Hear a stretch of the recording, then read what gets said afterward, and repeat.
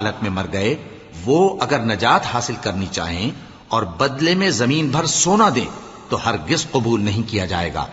ان لوگوں کو دکھ دینے والا عذاب ہوگا اور ان کا کوئی مددگار نہیں ہوگا۔ مومنو، جب تک تم ان چیزوں میں سے جو تمہیں عزیز ہیں اللہ کی راہ میں خرچ نہ کرو گے، کبھی نیکی حاصل نہ کر سکو گے، اور جو چیز تم خرچ کرو گے اللہ اس کو جانتا ہے۔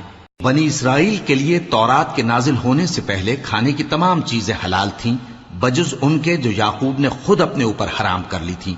کہہ دو کہ اگر سچے ہو تو تورات لاؤ اور اسے پڑھو، یعنی دلیل پیش کرو۔ اب جو اس کے بعد بھی اللہ پر جھوٹے افطرا کریں تو ایسے لوگ ہی بے انصاف ہیں۔